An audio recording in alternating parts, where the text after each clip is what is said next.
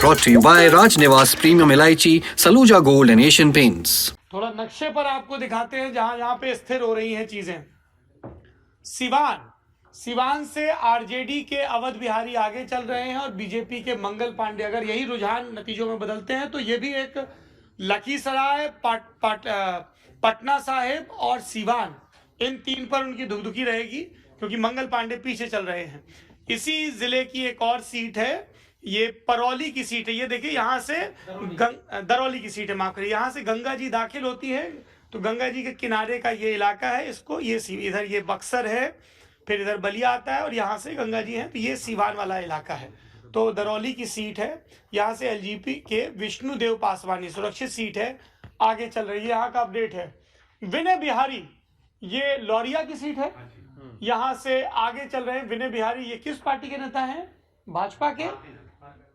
अच्छा, उसके बाद नरकटियागंज से विनय बिहारी गीतकार रहे हैं, भोजपुरी के जो गाने आते रहे हैं। अच्छा, तो खेसारी, विनय बिहारी और रितेश पांडे भोजपुरी के गीत संगीत का जलवा दिख रहा है, क्योंकि और इसमें मिथिला भी जोड़ लें तो मैथिली ठाकुर अलीनगर से आगे चल रही हैं बीजेपी की। खेसारी लाल यादव अभी पीछे चल रहे हैं छपरा से, चलिए वो पीछे चल रहे हैं। करगहर से रितेश पांडे आगे चल रहे हैं और विनय बिहारी लौरिया की सीट से आगे चल रहे हैं। नरकटियागंज की सीट है, थोड़ा मेरे पास आओ मोहन प्यारे। कल मैंने भजन सुनाया तो हमारे एक साथी हैं अविनाश राय, बनारस में रहते हैं, तो उन्होंने एक राग तिलक कामोद का एक भजन भेज दिया। ये देखिए, आप मोहन जी की बात कर रहे थे तो ये वाला भजन देखिए, पूरे उसके राग थे। नरकटियागंज से संजय कुमार पांडे आगे चल रहे हैं, बेतिया से रेणु देवी आगे चल रही हैं। ये सब वेस्ट चंपारण है जिसका डिस्ट्रिक्ट हेडक्वार्टर बेतिया है। अब ईस्ट चंपारण की बात करते हैं जिसका डिस्ट्रिक्ट हेडक्वार्टर मोतिहारी है। एलजेपी के गोविंदगंज से राजू तिवारी यहाँ पर आगे चल रहे हैं।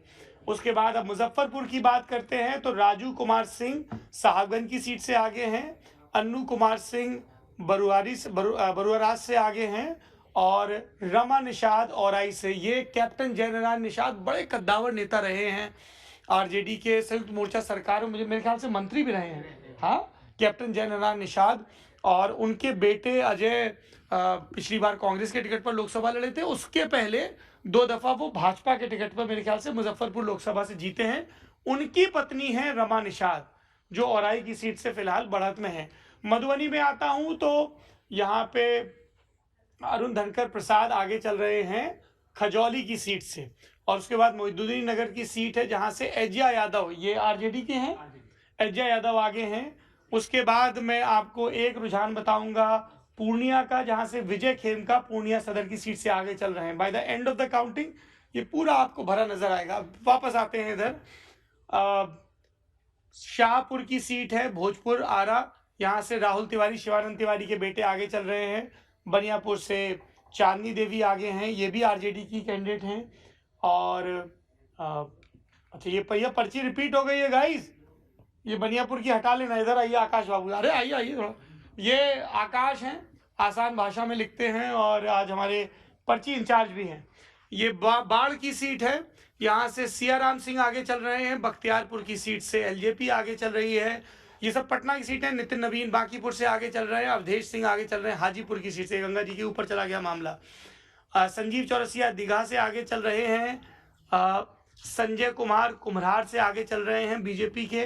दानापुर से आरजेडी के, नीली पर्ची आरजेडी है या महागठबंधन है और ये जो क्रिम्सन ऑरेंज पर्ची है, मैं सीख गया हूँ कलर्स, तो ये महागठबंधन के मुकाबले एनडीए की पर्ची है। मनेर की सीट से भाई वीरेंद्र, तो ये 2 नीली पर्चियां आरजेडी की हैं।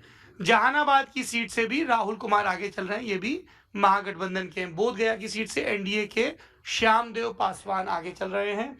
गोविंदपुर की सीट से एनडीए के विनीता मेहता ये आगे हैं। ये अब तक का अपडेट है। इस नक्शे पर हम लौटते रहेंगे। अभी धीमे धीमे यहाँ पे सघनता बढ़ती रहेगी।